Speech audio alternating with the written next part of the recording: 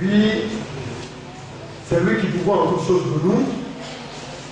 Et quand ça va mal, on tourne les regards vers lui, tout confiant, et on lui dit Seigneur, au secours, viens en notre aide. Lui, depuis un certain temps, les songes qui nous parviennent ne sont pas du tout intéressants. Mais si Dieu nous les montre, c'est parce que le Seigneur nous aime. À commencer même par le groupe musical. Les songes ne sont pas fabuleux. Quand le Seigneur fait ces choses-là, le Seigneur nous montre au travers de cela qu'il n'est pas content et qu'il désire mieux. Peut-être que beaucoup n'ont pas compris. Le service, c'est pour Dieu qu'on le fait. Ce n'est pas pour un homme. Et puis l'Église ne peut pas se calquer sur un individu que des individus. Mais l'Église, c'est l'ensemble de tous les adorateurs de Dieu. Amen. Et quand on confie une tâche à un frère ou bien à une soeur, leur devoir, c'est de faire de sorte d'assumer cette tâche convenablement selon le Seigneur. Mais imaginez-vous, si chacun veut faire comme il désire, il n'y aura plus d'église. C'est pourquoi dans la maison de Dieu, ce n'est pas selon que nous pensons que nous faisons, mais c'est selon le bon vouloir de Dieu. Quand on est appelé à une action ou bien à une mission, on ne dit pas bon, comme je ne suis pas content, je ne veux pas. Que tu ne sois pas content, que tu sois content, ton devoir c'est d'accomplir l'œuvre pour laquelle tu t'as appelé. Ce que tu peux faire, c'est de lui dire Seigneur, aide-moi à pouvoir y arriver. C'est lui qui peut voir toutes les choses pour nous. Alléluia. Mais si un frère venait et qu'il me dit, frère, vraiment, après tant d'essais, après tant de travail, je ne peux plus servir, je lui dirai merci. Et je dirai à tous les frères, je ne peux même plus mettre confiance à ce frère. Parce qu'il ne peut pas aider l'Église à avancer. Quand nous venons ici, c'est pas parce qu'on est tout suffisant. Ou bien c'est pas parce qu'on n'a pas envie aussi de courir pour aller ailleurs. Mais c'est un devoir. C'est une obligation. C'est une question de vie ou de mort. Une question de bien de chaque enfant de Dieu. Si je ne suis pas moral, je peux entraver le débat au ciel dès que les restaurants de mes soeurs. Mais cela y va de tous les côtés, à tous les domaines, de charge dans l'Église. Que ce soit au niveau des ministères de la parole, au niveau de l'administration. Si les administrateurs gèrent pas l'argent de Dieu, mais ça va entraver le missionnaire et les enfants de Dieu vont périr. Au niveau des actes, on n'en a pas encore. À tous les niveaux, il faudrait que chacun prenne conscience que c'est un service divin qu'il a accompli. Et chacun rendra compte à Dieu. Les gens pensent que c'est de l'amusement. Mais le temps viendra. Alors on parle de l'enlèvement. Nous allons à l'enlèvement. Tous ceux qui auraient une charge dans l'église, le départ à l'enlèvement sera conditionné par l'exécution de la charge. Si tu veux t'amuser, tu t'amuses. Mais de grâce. Que ceux qui sont sincères, on les laisse le soin également de faire le travail lequel Dieu les a appelés. On ne peut pas obliger quelqu'un à faire le Dieu. On ne peut pas. Le pasteur va sensibiliser. Il va interpeller. S'il est bien aimé, s'il y a des bien aimés qui ne comprennent pas, mais le pasteur dira, pourquoi c'est pasteur? Le Seigneur a toujours des pièces de substitution. Et ça, il veut que les frères comprennent. Lucifer, c'est le champ le plus talentueux que jamais l'humanité ait connu. Quand il parle d'humanité, vous voyez, je veux parler comme on appelle le système mondial, comme on appelle ça, l'univers inconnu. Parce que dans le siècle, c'était le champ principal de Dieu.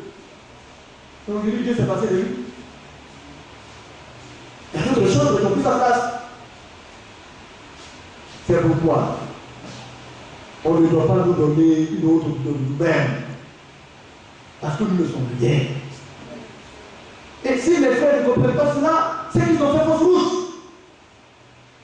Je t'appelle la voiture du pouvoir. Qu'est-ce que toi tu as que Dieu ne peut pas donner? Au moins, si tu as suscité quelque chose de toi-même, on peut dire qu'on comprend. Mais tout ce que nous avons, c'est Dieu qui nous les donne. Nous avons ce glorifier de gloire. Notre chose de gloire, c'est de dire au Seigneur, Seigneur, tu me l'as donné et j'ai mis cela à ton service. Gloire à Dieu. Bien aimé, faisons attention. C'est tout l'élément que j'ai appris de la part d'un frère musical. Que lors du mariage du frère Elisée Noël, le groupe musical n'a pas pu répéter. Vous comprenez cela?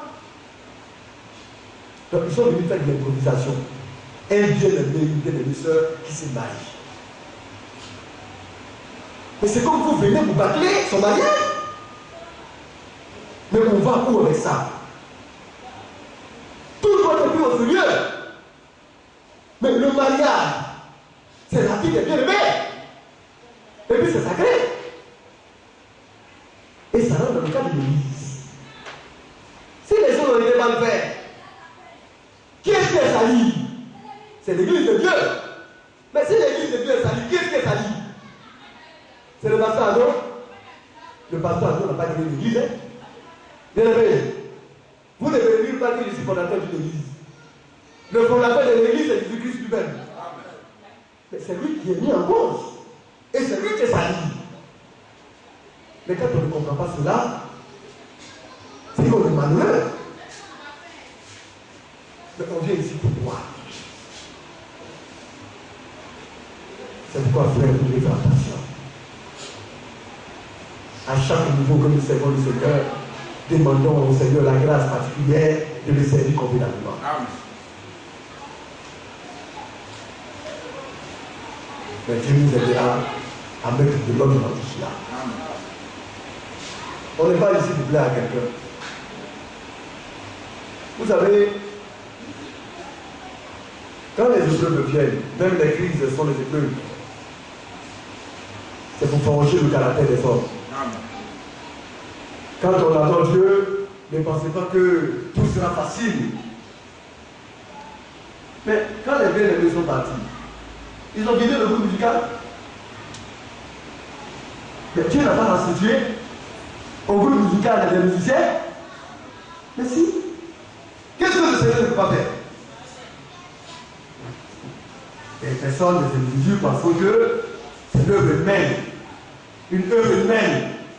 En fait, c'est un vrai faire. Mais quand l'œuvre n'est pas humaine, Dieu lui-même se charge et prend soin de son œuvre. Amen. C'est pouvoir bien aimé.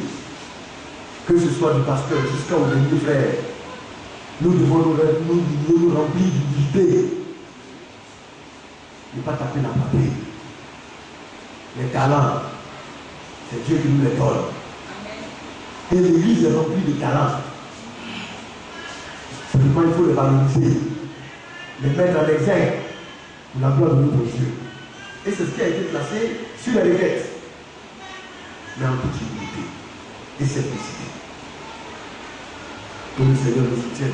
Amen.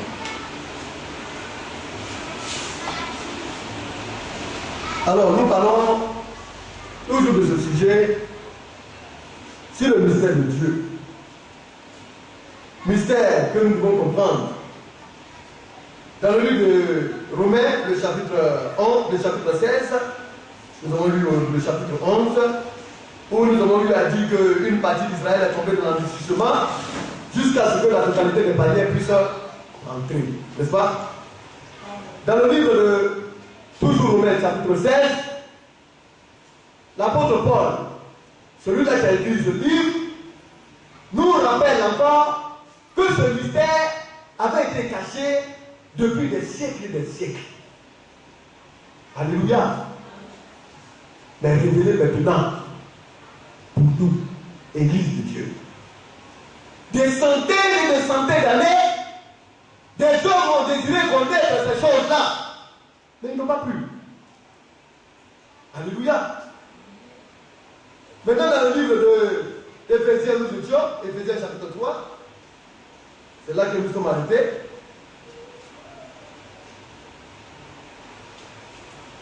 L'apôtre Paul nous fait savoir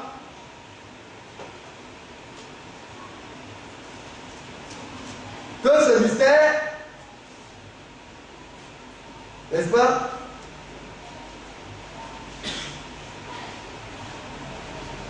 Nous avons lu cela, à partir du verset 1. À cause de cela, moi, Paul, le prisonnier de Christ pour vous, païens. Nous savons que l'apôtre Paul, c'est l'apôtre des païens. Si du moins, vous devez rappeler comment je fais part de la grâce de Dieu qui m'a été confiée pour vous. C'est par révélation que j'ai eu connaissance du mystère sur lequel je vous ai écrit. J'ai bien écrit un peu de mots. Alors il parle de la révélation de Dieu. Il a eu connaissance de ce mystère grâce à la révélation divine. Mais nous savons que l'apôtre Paul a été aussi le choix de Dieu. Cela est écrit, il est écrit. Alléluia. Le verset 4. En lisant les lisants, vous pouvez vous représenter l'intelligence que j'ai du mystère de Christ. Or, l'intelligence, c'est le fait d'abord, premièrement, de s'éloigner de tout ce qui est mal et de connaître aussi notre Dieu. Donc, il a eu part à cette connaissance-là sur le mystère de Christ. Nous continuons. Il n'a pas été manifesté aux fils des hommes dans les autres générations. Et quand nous parlons des fils des hommes, nous avons parlé des prophètes. Donc les prophètes de l'Ancien Testament n'ont pas connu la manifestation de cela.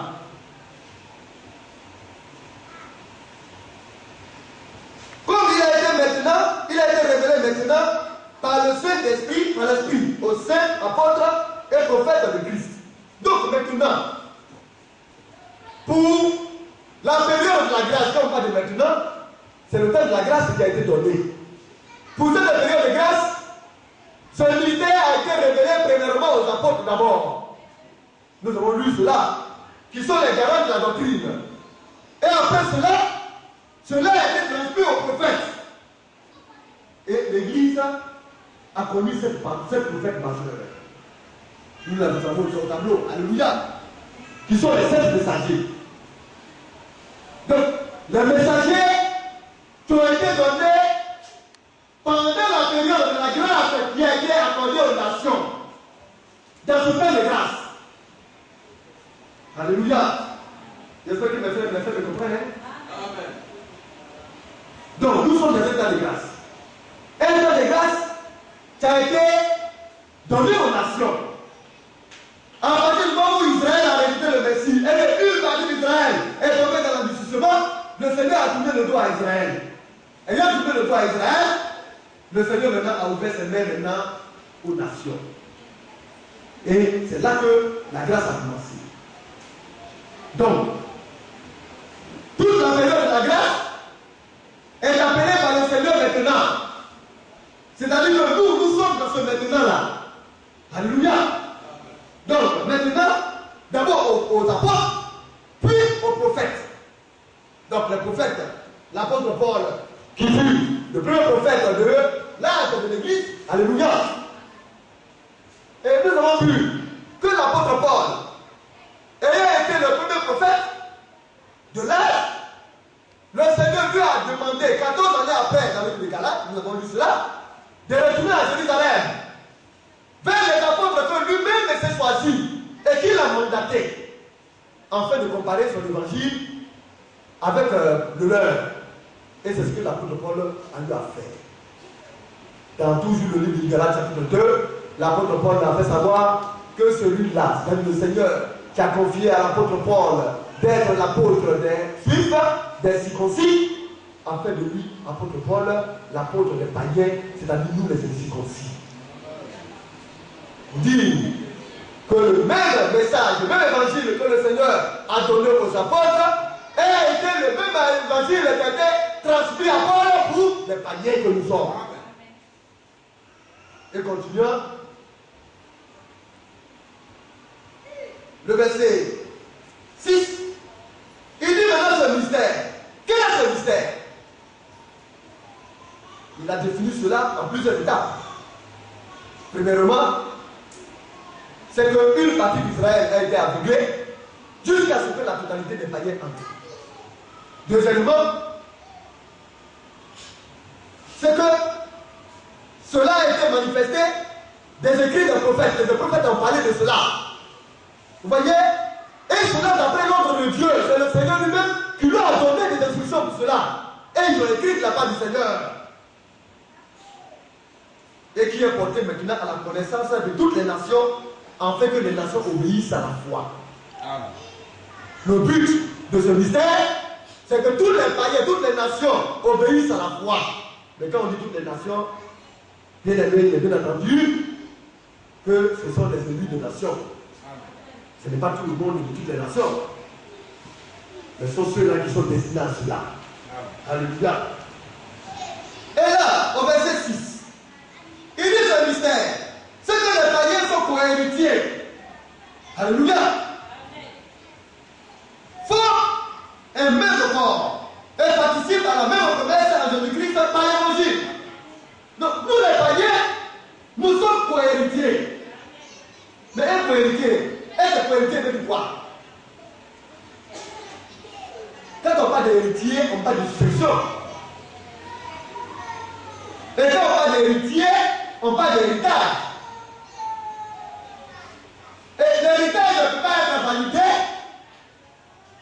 si la mort de, comme on le dit, de celui-là qui a fait le testament, vit.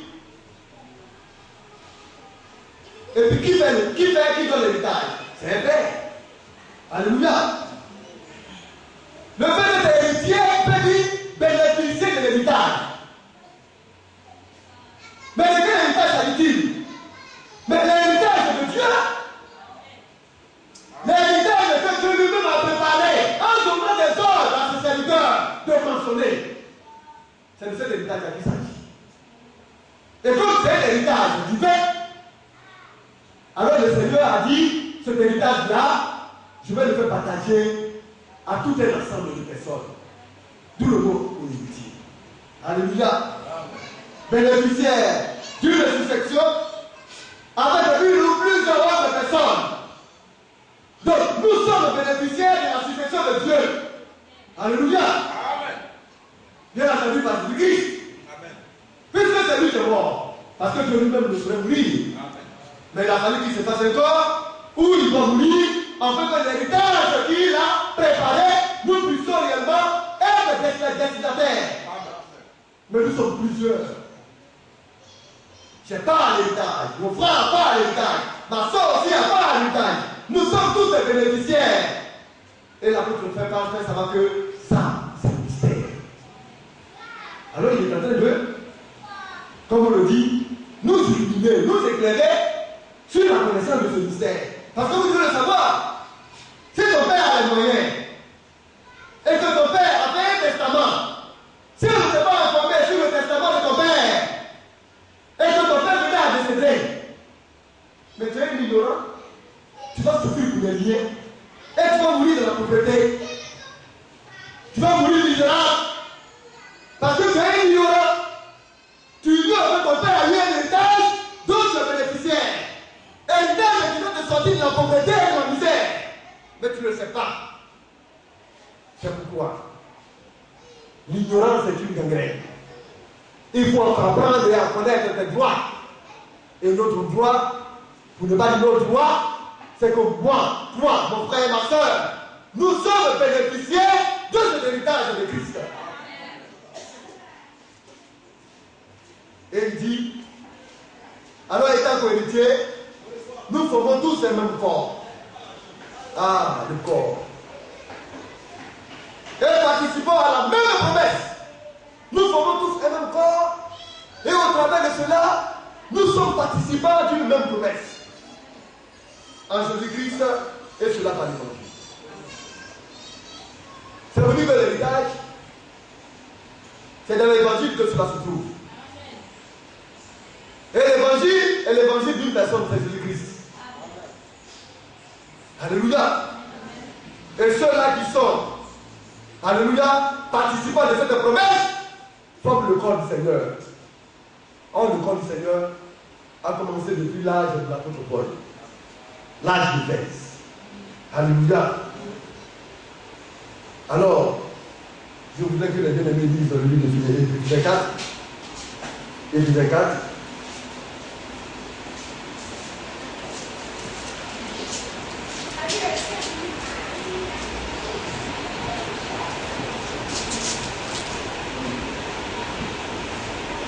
Éphésiens. À partir du verset 1 au verset 6. Éphésiens chapitre 4, à partir du verset 1. Je vous exhorte donc, moi le prisonnier dans le Seigneur, à marcher d'une manière digne de la vocation qui vous a été adressée. Donc, Paul, l'apôtre Paul fait savoir que lui, il est un prisonnier. Bien aimé, un prisonnier n'est pas libre de tous ses actes. Il dépend de quelqu'un. Il a enchaîné par quelque chose. Il dit que lui, il est le prisonnier de Christ. Ah, être prisonnier de Christ, c'est la prison la plus merveilleuse qui n'ait jamais existé. Et là, il nous exhorte. Et l'exhortation qu'il amène, qu'il nous donne, c'est que nous marchions de la manière la plus digne, n'est-ce pas? De la vocation qui nous a été adressée. Quelle est notre vocation? Notre aspiration à savoir. C'est aller au ciel. N'est-ce pas? Mais est-ce que nous marchons comme les enfants qui vont au ciel? Oui. C'est bon de dire qu'on prétend aller au ciel. Mais si nous ne prenons pas garde, beaucoup seront surpris de leur départ au ciel. Parce que pensant qu'ils vont au ciel, ils vont être confrontés à un mirage. Mais quels sont les moyens et les aptitudes dont Dieu voudrait que nous ayons pour démontrer que nous allons réellement au ciel? C'est notre marche. Amen. Notre marche est comment? Comment est-elle orientée? Est-ce qu'elle est orientée de la d'une manière? De la manière juste? De la manière bonne selon Dieu? Parce que pour aller au ciel, il y a une manière de voir selon le Seigneur et voudrait que nous adoptions. Et il nous exhorte à cela. La vie est haute. Elle est passée souvent dans l'embûcher les difficultés. Mais qu'est-ce que nous faisons d'elle? Il y en a certainement qui prennent cette vie-là et qui se donnent 80% réellement de ce temps-là à parler des autres, à commérer, à critiquer, à mépriser, à appuyer. Est-ce que ça c'est digne? Bien aimé. Mais pourtant nous avons une vocation. La vocation qui se passe là-bas, c'est l'amour. Alors le Seigneur dit, commençons par là. Montrez que vous êtes de ceux-là qui vont hériter cet autre monde. Commencez par vivre l'amour dont je parlais. Bien aimé. Et bien aimé, continuez.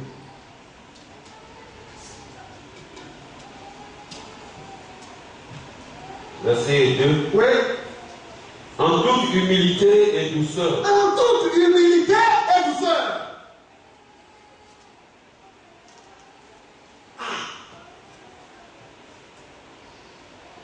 Est-ce que je suis humble? Est-ce que je suis tout? Bien aimé. Cela fait partie de ce mystère. Parce qu'il s'agit du mystère de Christ. Nous devons apprendre à nous appliquer à cela. Il ne faudrait pas que nous nous donnions une autre opinion de nous-mêmes. C'est pas bon. Quand tu te donnes une autre opinion de toi-même, tu vas passer à côté. Et puis il faudrait qu'on soit doux les uns avec les autres. Au cours des moments de rencontres, des réunions, le fait il blesse ses semblables, il parle durement, arrogamment. Mais pourquoi? Mais nous sommes des frères. Nous collaborons pour la bonne marche de l'œuvre de Dieu. Amen. Nous travaillons en unisson pour la gloire de notre Père Céleste. Amen. C'est parce qu'on t'a établi que tu vas brimer les autres ou écraser les autres. Mais nous devons savoir parler avec douceur. Oui, frère, nous continuons. En toute humilité et douceur, avec patience, vous supportant les uns les autres avec amour. Donc, d'abord, humilité. Comment je fais pour ne pas me mettre mal à l'aise, pour ne pas le blesser? Comment je le fais? Dans la douceur. Et puis, si on peut faire une erreur, je dois apprendre à le supporter. Ça veut dire, non seulement tu agis en humilité, tu agis en douceur, mais aussi sors duquel tu uses de la bonne manière pour le ramener. Bien aimé, en nous supportant les uns les autres. Mais malheureusement, on se supporte dans les erreurs. Quand on est entre nous, ce n'est plus la faveur de Christ qu'on cherche, hein, mais c'est la faveur de X ou de Y. On sait que la personne fait mal, mais on se joint à elle pour consommer sa mauvaise pratique.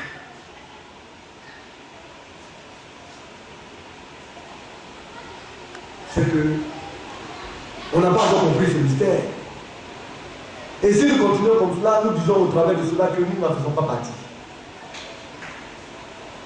Parce que le mystère nous a été donné par l'évangile. Et l'évangile nous montre l'aptitude, la conduite à tenir dans les rapports fraternels, dans le rapport de soeurs et de sœurs, de frères et de frères, entre frères et sœurs. C'est la conduite qui nous est donnée à ça. Dans le corps de Christ, il n'y a pas de gouvernement. Le porc là, il n'a pas sa place. Les boucs qui aiment à se cogner pour se cogner, ils n'ont pas les places. Mais c'est la fraternité. La vraie fraternité. Oui, frère. En toute humilité et douceur, avec patience, vous supportant les uns les autres avec amour. Donc, nous supportons les uns les autres avec l'amour. Avec amour. Pour dire, dans la manière de supporter les frères et les sœurs, nous devons le faire selon la parole de Dieu, en conformité avec les Écritures. L'amour de Dieu, c'est cela. C'est parce que mon frère a dit, mal que moi aussi sorti du cadre de la parole de Dieu. Maintenant, frère, tout doit se faire à l'intérieur de la parole. Amen. Oui, frère. Verset 3. Vous efforçant de conserver l'unité de l'esprit par le lien de la paix. Alors, nous devons maintenant nous efforcer. Bien-aimés, nous supportons les uns les autres avec amour. Nous efforcer, faire des efforts pour conserver l'unité. Alléluia. Pour conserver l'unité de l'Esprit de Dieu. Dans le Saint-Esprit, son rôle, c'est de produire en nous le fruit de l'Esprit. Et de favoriser l'atteinte de la cordialité entre les enfants de Dieu. Amen. Quand tu reçois le Saint-Esprit, quand c'est l'Esprit de Dieu qui te guide, l'Esprit de Dieu vous unit les uns les autres. Mais l'Esprit de Dieu ne veut pas vous cogner les uns aux autres. Bien-aimés, l'unité de l'Esprit. Ceux-là qui sont là et qui aiment à se regarder de travers, à s'en vouloir les uns les autres, cela démontre que dans cette unité de l'Esprit, ils n'y sont pas partis. Bien-aimés, ça veut dire que tu n'as pas le Saint-Esprit. Or, si tu n'as pas le Saint-Esprit, tu ne saurais faire partie du corps du Seigneur. Pour aller à l'enlèvement, il faudrait que tu fasses partie de ce corps-là. Parce que, comme on le dit, c'est un mystère. C'est que nous tous, nous sommes tous des co-héritiers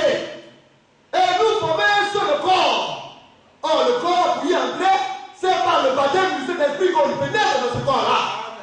Et quand on est introduit dans ce corps par le baptême du Saint-Esprit, on ne peut pas penser du mal de son frère, ni du mal de sa soeur. Quand même un peu de l'élever pas mal, on fait un effort pour l'en sortir. Comment est-ce qu'on va faire pour l'aider à y arriver? C'est de cela qu'il s'agit.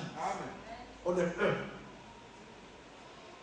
Vous ne voulez pas la tête s'élever que Christ dit, prenez la direction du ciel, et puis les membres, vous voyez où bien les deux pieds, qui se tournent derrière, et puis eux ils disent qu'ils prennent la direction de la terre. Pas possible.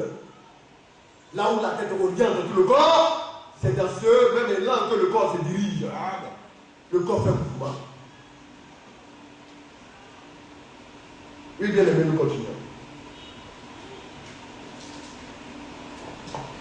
Verset 4.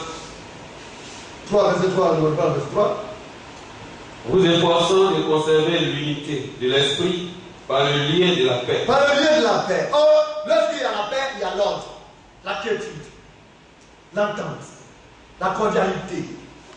Alléluia, la compréhension. Amen. Quand ces choses-là ne sont pas, c'est que c'est le désordre qui s'installe. Mais pourquoi un frère voit un frère, puis il est là, il est bizarre? Qu'est-ce qui lui rend bizarre? Il a quel problème? Si il comment on appelle ça, tressaillit en lui-même, en vrai, un frère ou bien une soeur, ça veut dire qu'il a un problème. Quel est ce problème? Qu'est-ce que tu as fait? Et puis tu te sens si bizarre.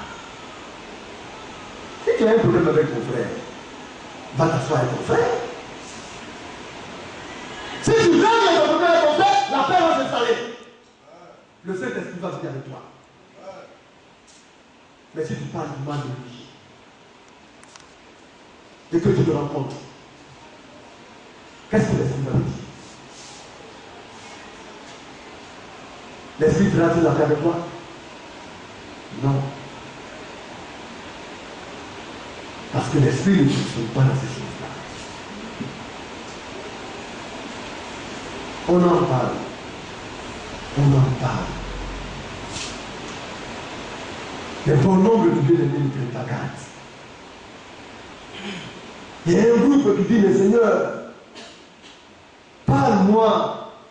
Dis-moi ce que je dois faire. Afin que réellement, Seigneur, je m'humilie à ta parole. Et que je puisse me conformer à ta parole. Et puis il y a un autre groupe qui dit, c'est vrai que j'ai écouté, mais je ferai ce que je peux. Et puis il n'y a rien. C'est les deux tendances qui se décident. La vierge qui est sage, et celle qui est folle. Celle qui est sage s'attend à Dieu, et celle qui est folle se soumet au désirata de ses pensées. Arrêtons ça. Bien-aimés. Prenons conscience de la mission que Dieu nous confie. Faisons ce qui est bon, ce qui est juste. Oui, frère.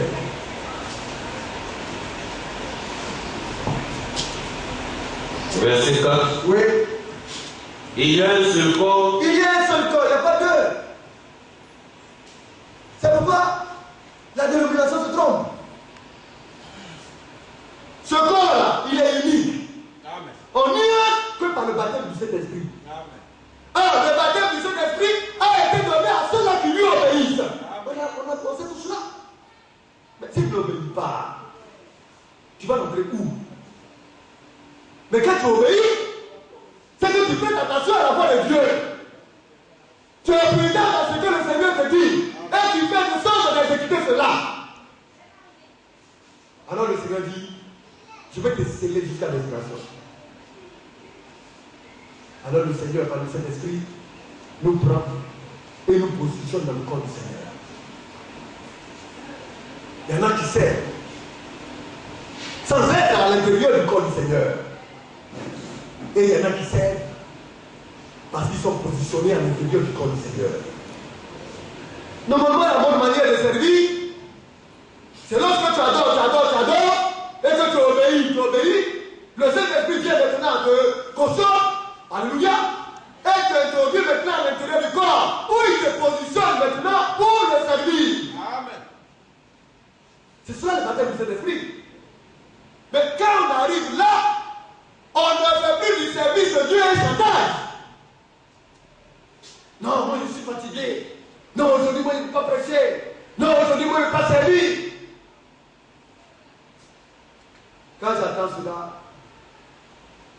Je vais prier pour toi. Le bien-aimé Stanislas, je le cite. Avant qu'ils ne viennent me voir, j'ai dit au ministre de Dieu, ils sont là. Le frère a un danger qui le poursuit.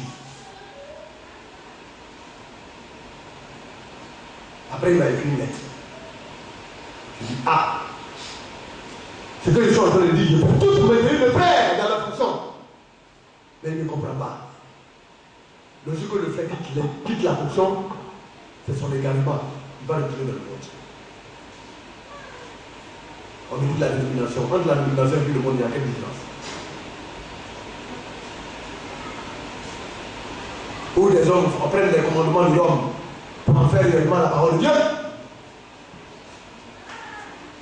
Où ce sont les hommes inconvertis qui aujourd'hui dirigent des hommes.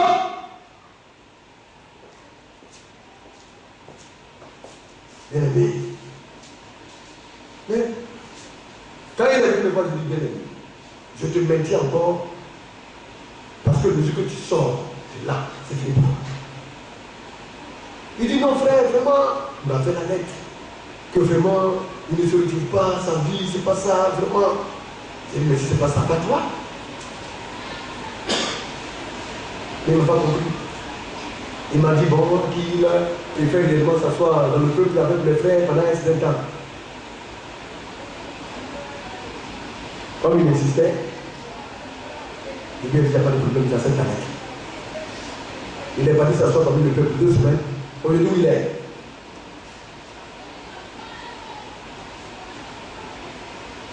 Il a confirmé ce que j'ai dit au ministre. Ça montre qu'il n'a pas reçu le baptême du Saint-Esprit. Parce que quelqu'un qui reçoit le baptême du Saint-Esprit, c'est là Canaan. Transport chemin, pour Canaan, on chante. Transport chemin, pour Canaan, mon frère, ma soeur, on dit ensemble. Si tu ne vas pas, tu peux m'empêcher d'entrer, d'aller. Même les serviteurs de Dieu pensent que Canaan, c'est le ciel. C'est pas le ciel, hein? C'est à Canaan même que le vrai combat a commencé. Amen. Parce que là-bas, le partage a été fait. Chaque tribu avait maintenant reçu, maintenant, comme on le dit, sa part d'héritage.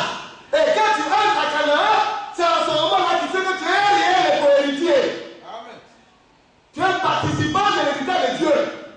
Ta portion qui t'est donnée, à ce moment-là, tu es situé. Tu sais que tu sais le Seigneur dans le ciel.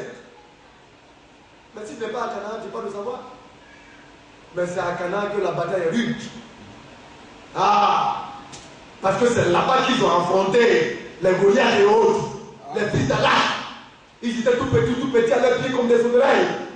C'était des combats rudes, difficiles. Mais c'est par l'Esprit de Dieu qu'ils ont vécu. Amen.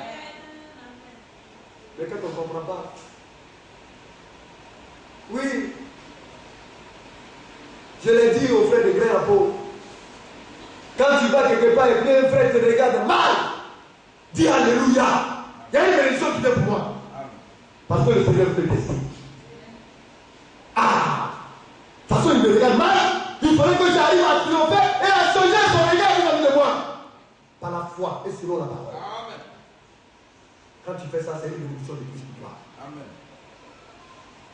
On ne peut pas mal les comportements mauvais de ses frères. Mais il faut savoir transcender. Il faut savoir supporter et dominer cela. Chaque opposition, chaque difficulté qui vient est une bénédiction pour celui-là qui l'a vit. Amen. Parce que nous sommes à Canaan. Amen. Amen. Le corps là, c'est pas facile.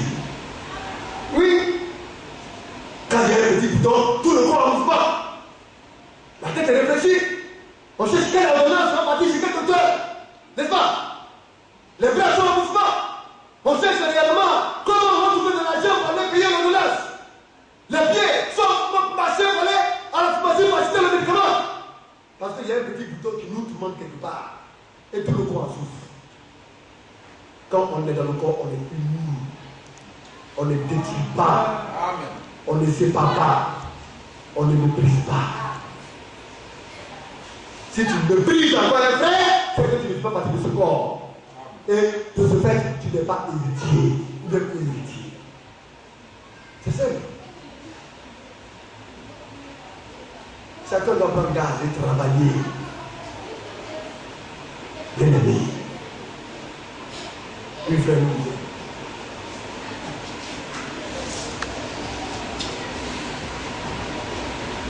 Il y a un seul corps et un seul esprit. Comme aussi vous avez été appelés à une seule espérance par votre vocation. Donc, il y a un seul corps et un seul esprit. Un seul Saint-Esprit, il n'y a pas deux. Le même Saint-Esprit ne peut pas venir te dire une chose et puis venir te dire le contraire. Pas possible. Amen. Alléluia. Comme aussi vous avez été appelés à une seule espérance. Alléluia. L'espérance, c'est un sentiment profond qui porte à considérer ce que l'on désire comme réalisable. Ce que je dis et ce que je désire, ça va se réaliser. Alléluia. Mon aspiration pour aller au ciel est une réalité. Je vais y aller. C'est ça l'espérance. C'est pourquoi le Seigneur nous a appelés à une espérance divine, une espérance vivante. Est-ce qu'aujourd'hui, certains même croient à l'espérance? Et c'est parce que nous espérons que nous sommes là. Parce que nous croyons que tout ce que le Seigneur nous a dit, le Seigneur va réaliser cela. Et comme le Seigneur a parlé de douceur, moi je sais que je vais être doux. Alléluia, j'espère cela. Et le Seigneur le fera. Tu crois à cela? C'est l'espérance. Le Seigneur dit on doit être humble. Alléluia. Ah. Alors, je sais que le Seigneur peut me rendre humble comme un enfant. Même mon frère a venu m'insulter, il parlera mal de moi. Ensuite, quand il est sorti, je vais oublier cela. C'est une réalité. Amen. Je veux avoir une confiance aveugle à mon Dieu.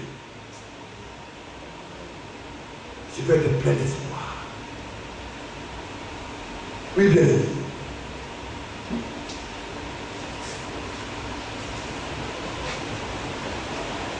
Comme aussi vous avez été appelés à une seule espérance par votre vocation. Oui. Il y a un seul Seigneur. Il n'y a pas deux. Il y a un seul Seigneur qui est le maître. Et le seul Seigneur qui est le maître, c'est lui qui est la tête. La tête, voilà comment il pense. Les pensées de la tête, elles se trouvent à l'intérieur de cela. Et puis nous, on dit quoi? Oui, frère. Il y a un seul Seigneur. Oui. Une seule foi. Il n'y a pas deux foi. Or, la foi vient de ce qu'on entend, et ce qu'on entend vient de la parole de Christ. Et la foi véritable, c'est celle-là. Amen. Que l'apôtre Paul a mis au fondement. Il n'y en a pas deux fois. C'était pas de la foi de l'islam, la foi de Jésus, il n'y a pas deux. D'autres fois, on nous a parlé de la foi catholique, ça n'existe pas. Il y a une seule foi. C'est celle-là qui est liée à Dieu, au Dieu véritable. Et elle vient de la parole de Christ. Amen. Oui, frère. Une seule foi. Un seul baptême. Un seul baptême, le baptême du Saint-Esprit. Amen. Qui nous permet d'entrer à l'intérieur du corps du Seigneur. Et quand on entre, mon moi disparaît. Mon orgueil, ma folie. Oui, sans moi, lui ne peut pas être. Mais est-ce que c'est comme ça que fonctionne votre pasteur? Est-ce que je bâtis tout autour de moi? Mais s'il y avait une autre opinion de moi, et que je pense que réellement je suis tout suffisant, et que vraiment mon don, je pense que réellement c'est quelque chose, mais les frères ministres de Dieu n'avaient pas même existé. Les administrateurs ne pouvaient pas exister. Ni les centres réellement avoir la liberté de faire ce qu'ils veulent. Mais tout est libéralisé. Parce que le Saint-Esprit est un esprit de liberté. Amen. Mais il faut faire cela dans le bon ordre du Seigneur. Amen. Mais je prie. Quand on n'est pas baptisé du Saint-Esprit, alors c'est le désordre. On pense que même ceux-là même avec lesquels on travaille sont des chiens, ou bien des malheureux, des misérables. Et c'est dangereux. Mais quand tu as l'Esprit de Dieu, tu sais que c'est un collaborateur important, vital. Parce que le pied ne saurait mépriser l'œil. Amen. Bien-aimé, ni les orteils ne méprisaient même un seul brin de cheveux. Renseignez-vous sur les choses. Quand il fait un traitement et puis il voit une petite lueur de cheveux sortie sur le crâne qui brille, alors il est content, il saute de joie. Parce que c'est un petit brin de cheveux qui commence à monter, il sait que réellement ça va finir par contaminer les autres zones et il finira par finir par sortir de sa tête chaude. Amen. Il tient compte également du brin de cheveux. Tout est important sur le corps. Amen. Tout est important. L'important dans ce corps, ce n'est pas un seul baptême. Et ce baptême-là, c'est le baptême du Saint-Esprit.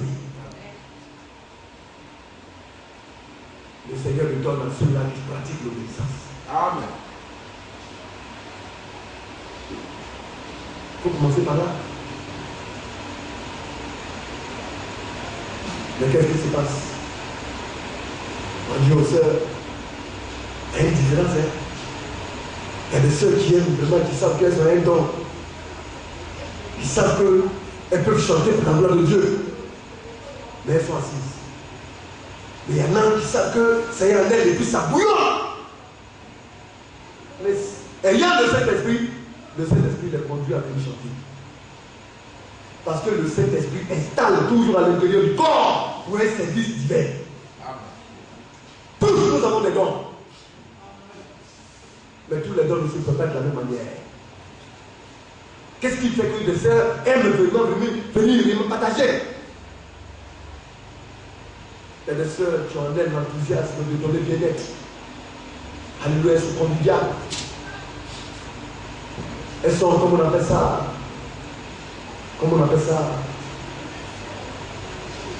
Condescendantes. Elles désirent le bien des autres. Elles souhaitent le bien-être des uns et des autres. Ça aussi, c'est un don. Il y a plusieurs dons. Alléluia. Les notes donnent l'esprit, nous avons dit.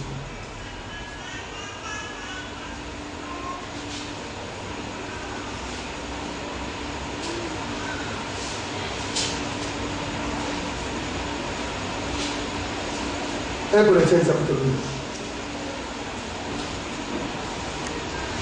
À partir du verset 4. 1 Corinthiens chapitre 12. Oui. Nous prenons le verset 4. Il y a Nous avons un peu de temps. diversité de dons. Il y a diversité de dons, plusieurs types de dons. Oui. Mais le même esprit. Mais le même esprit, un seul esprit. C'est le baptême Nazar. On ne peut pas brûler. Quand tu es baptisé, le Saint-Esprit te révèle vraiment le talent qu'il a mis en toi. Et puis il te dispose à le mettre au service de tout le peuple. C'est une unité. Non. Tu ne vas pas partir et puis il faut voir. Va servir ça. Il ne faut pas venir. Est-ce que tu es conscient pour ta marche pour le ciel? Tu viens adorer qui? Dieu ou les hommes? Fais ce que tu veux dedans, que Dieu t'a donné. Mais un jour, tu rendras compte à Dieu. Oui, frère. Diversité de ministères. Oui. Mais le même Seigneur. Alors, plusieurs ministères. Mais, il y a des pasteurs qui n'ont pas le Saint-Esprit et le baptême. Hein?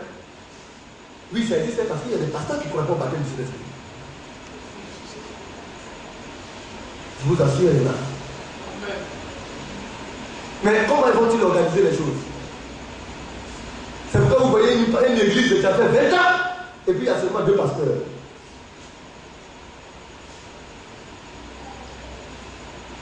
Mais ils savent où ils regardent les choses. Mais on a diversité de ministères. Alléluia. Si tu as reçu le Saint-Esprit, alors le Saint-Esprit va t'amener réellement à valoriser. Ce n'est pas toi, c'est le Saint-Esprit qui le fera. Mais le Saint-Esprit utilise les autres. Oui, frère. Mais le même Seigneur. Oui. Diversité d'opérations. Même le mode opératoire. La manière de fonctionner les choses, de faire fonctionner les choses.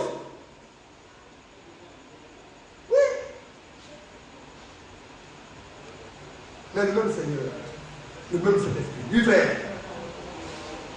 Mais le même Dieu qui opère tout en tous. Donc, ça veut dire que le Saint-Esprit, c'est Dieu en nous. Amen. Quand tu es baptisé du Saint-Esprit, c'est le même Dieu qui opère tout en tous. Amen. Il est en toi, il est en moi, il est en X, il est en Y. Il nous ramène tous pour son corps, il nous coordonne et il nous amène à opérer pour sa gloire. Amen. On travaille pour sa gloire. Amen. C'est le Saint-Esprit qui fait cela. C'est notre Dieu en nous qui fait cela. Oui, frère. Or, à chacun la manifestation de l'Esprit Oui. est donnée pour l'utilité commune. Donc on parle de l'unité. L'unité de l'église du corps. Est-ce qu'on comprend? À chacun, la manifestation de l'Esprit. L'Esprit se manifeste d'une manière ou d'une autre. Est donnée pour l'utilité commune. Amen. Quand le Saint-Esprit utilise X et Y, c'est pour le bien de tout le monde. Amen.